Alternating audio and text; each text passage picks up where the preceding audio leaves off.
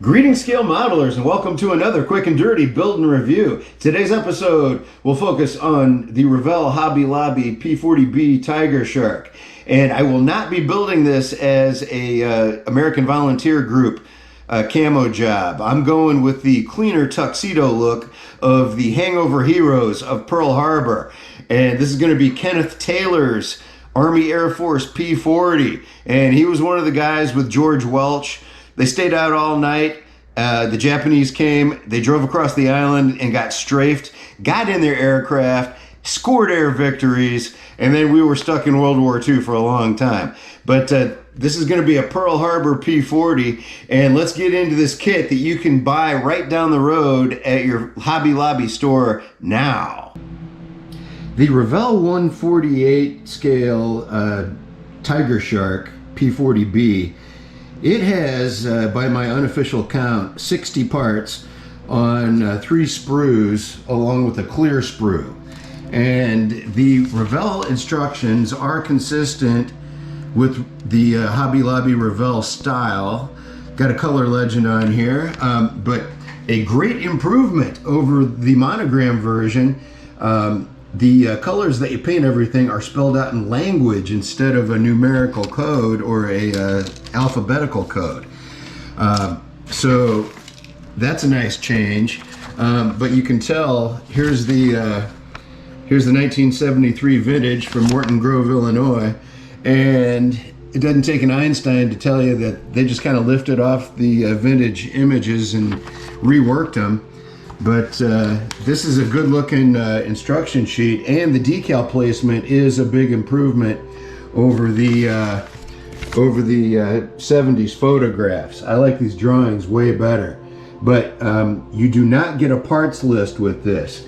Usually with Revell Hobby Lobby, they have a exhaustive detailed parts list. No parts list on this kit.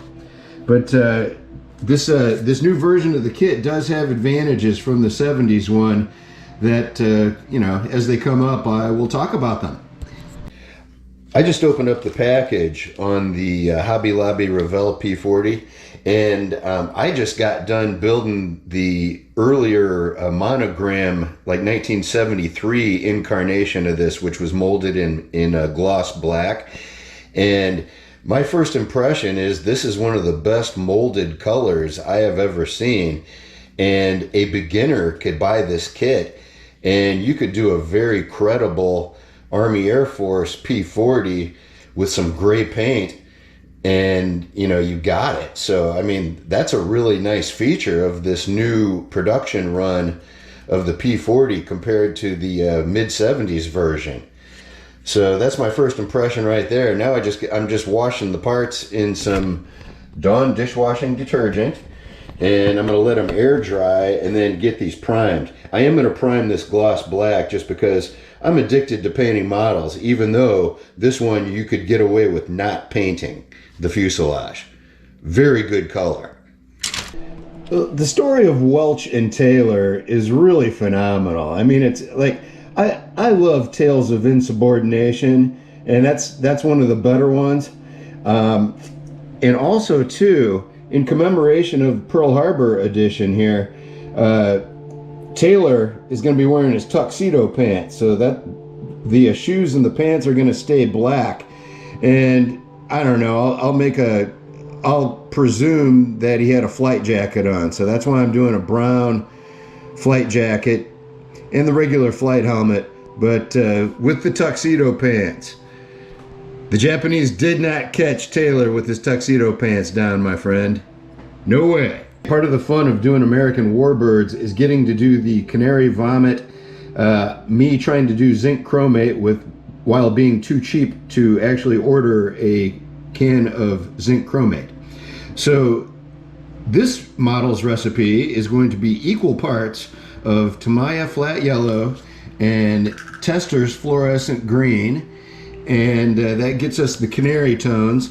And then I am doing, just to kind of drab it down a little bit, I've got 1 drop, not 2, but 1 of Luftwaffe green from Vallejo.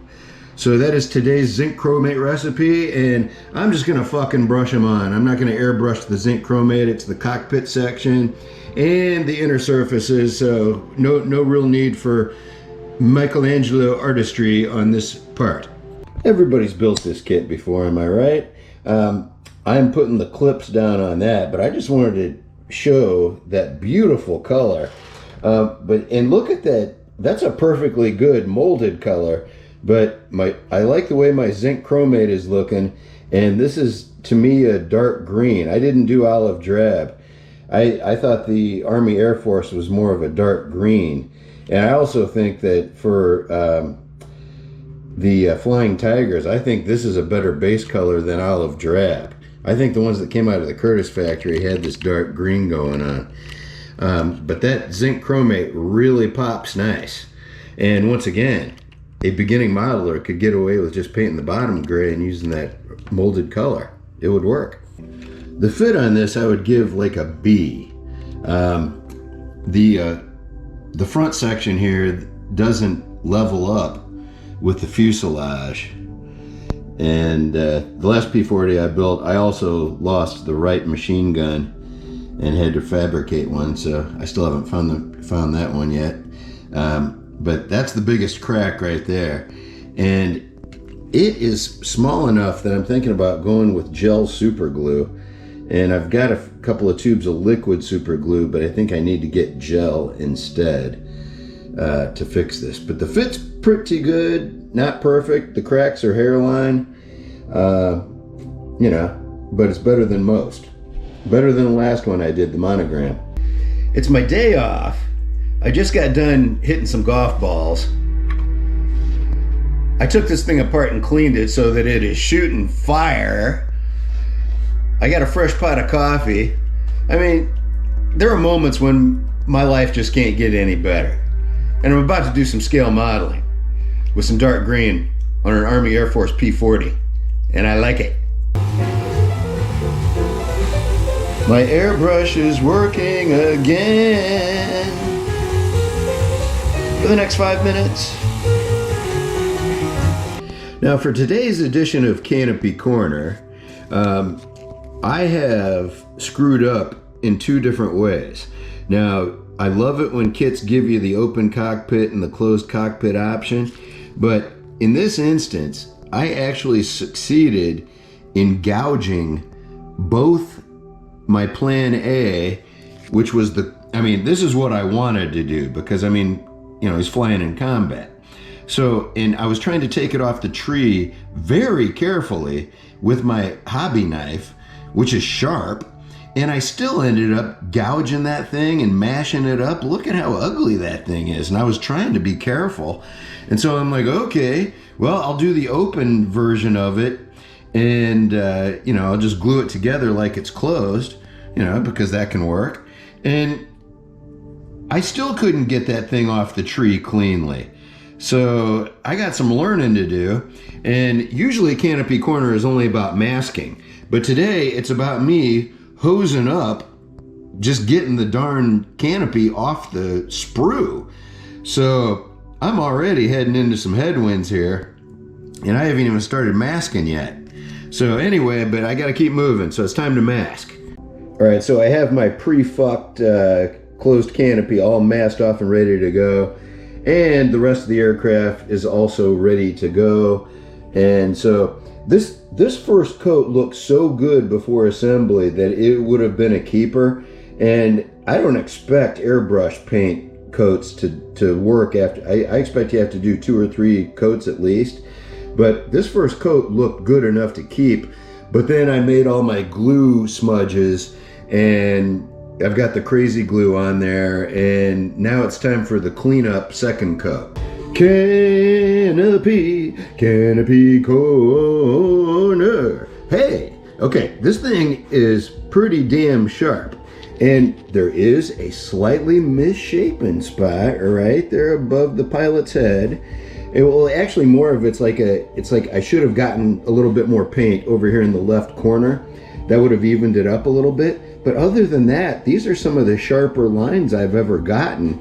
And my canopy game is slowly coming along. every model you build, you sharpen your game, and that's, you know, this is like the second P-40 with the Revell monogram that I've built in a month. But I mean, each one's new, each one's different, and each one makes you a little bit better. My first coat of paint, that looked good enough to keep, but after the assembly steps, you always got glue smudges. At least with me, I always have glue smudges. So I only do one coat before I assemble, and then I do a cleanup coat to get all the smears. And so right now, since I'm doing wheels up, I'm getting the landing gear assembled, and then, you know, of course I got to paint over those. But everything has been super glued shut, and the gaps look good. And I'm going to sand up, I'm going to sand off with my homemade sanding stick the Revell 1964 visible, stupid, you know, detail that they screwed up. And speaking of detail screwed up, they misspelled China. I think that says it all right there. I mistakenly threw the landing gear strut in the garbage, thinking I didn't need it for wheels up, but I do. So I am borrowing the Tamiya A6M20 landing gear so that there will be landing gear struts available in said wheel wells. But yes, this is a unorthodox and heretical DNA swap with an enemy plane in a American fighter, but boy, I just find new ways to break new boundaries, I guess. I'm getting my final assembly steps done here. Do a little bit of weathering. I'm going to do a little more after I learn a little bit more, but sometimes when I'm building, I like getting my nostalgia on. This I was watching this cartoon back when life was much simpler, and about pretty soon after that was when I got into modeling. But anyway, Speed Racer from back in the day. This show really got me going. My technique, for better or for worse, is I run a bead of crazy glue gel along the crack, and with a little slip of paper, I give it a quick smoothing wipe across before it hardens up. And so far that's been working for me okay. If that can help you, fantastic. Here is the mid-70s vintage monogram decal sheet, and that's a white lettering for KHR for the British or Australian version. And looky here, other than the blue backing paper, it's like deja vu all over again. It's like deja vu all over again. It's like deja vu all over. The Revell Hobby Lobby decal sheet, these babies soak up fast, so I mean like 30 to 45 seconds and they're ready to work. And they're durable, and you know, they've been printed recently, and it shows. So they work great, they don't take long to get ready, and you know, just all around good because it's a fresh manufacture kit. I have Taylor's plane number from a set of custom decals for the Pearl Harbor Defenders. My Hasegawa P-40E model, I did that for Welch, and the decal set has 4 different Pearl Harbor planes. So this is the one for Taylor's, but it should have the squadron number, the pursuit squadron there, and I used that for Welch's plane. And let's see, I'm ready to do some dry brushing, weathering. At this point, I got the decals on.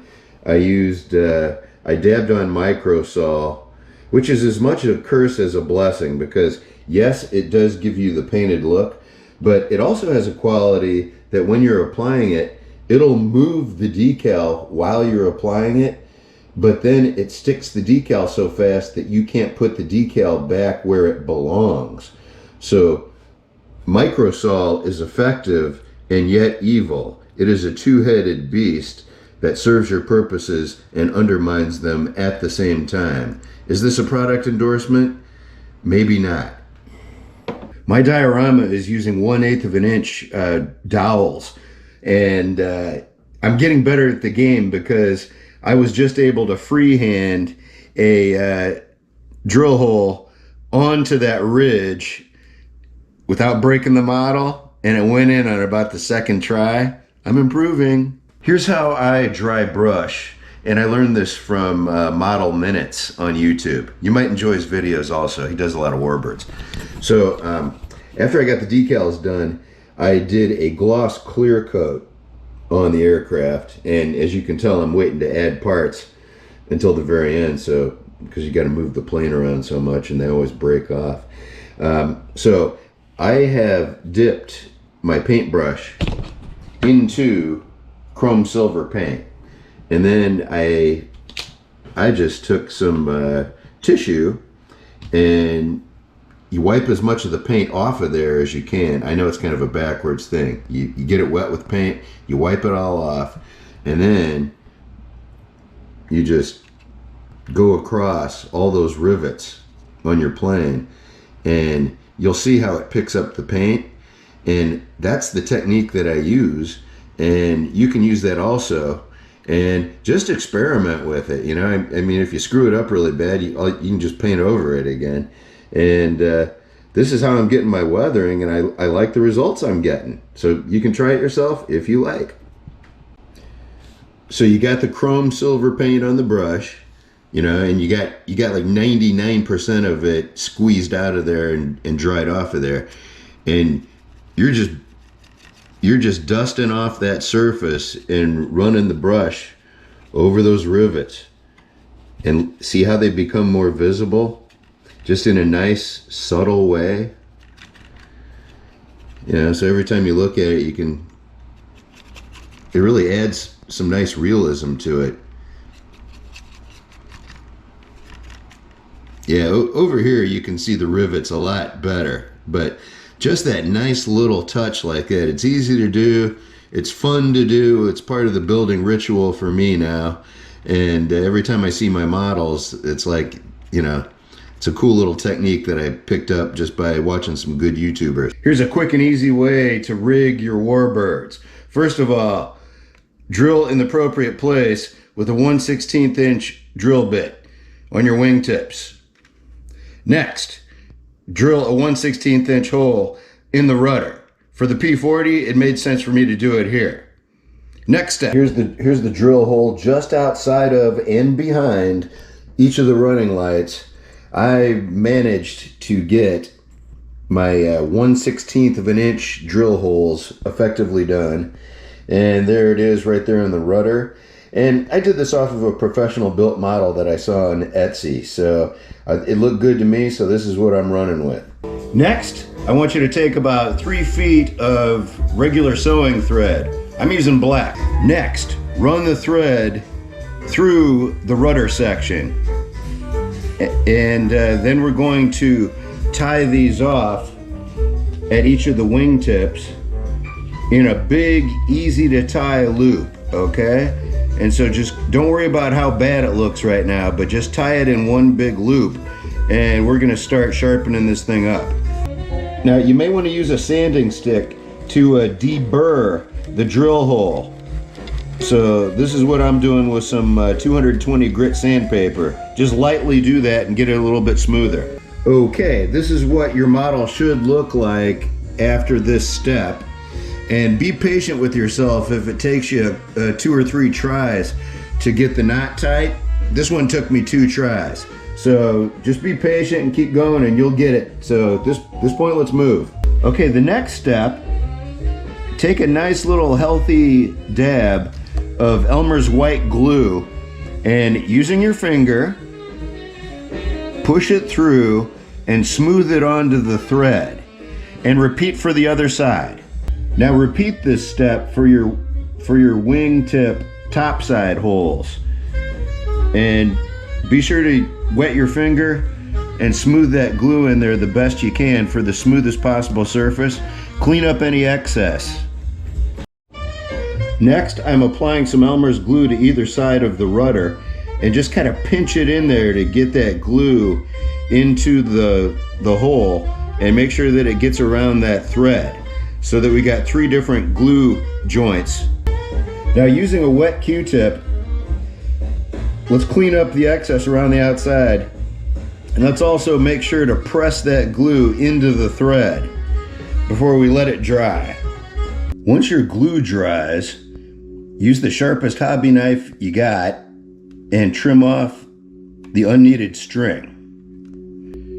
Okay, once you've trimmed away the excess string, your P-40 is now rigged, and touch it up with a little bit of your original color, and you are looking good, my friend. Review the Revell Hobby Lobby P-40B Tiger Shark. It goes together great. The fit's pretty good. I gave it a B. The decals are really good. And so, you know, it's just a modern take on the 60s and 70s monogram classic P-40B that, you know, started the war with the Flying Tigers and Taylor and Welch going up and scoring air victories during the Pearl Harbor attack. So you can buy this down the road at your nearby hobby shop, and this classic is as much fun as it ever was, and it's molded in a great color. So I mean, you know, a kid starting out can do great with this thing, and it's sure a great looking airplane with these tuxedo Army Air Force looks. So this has been another quick and dirty build and review. Thanks for watching.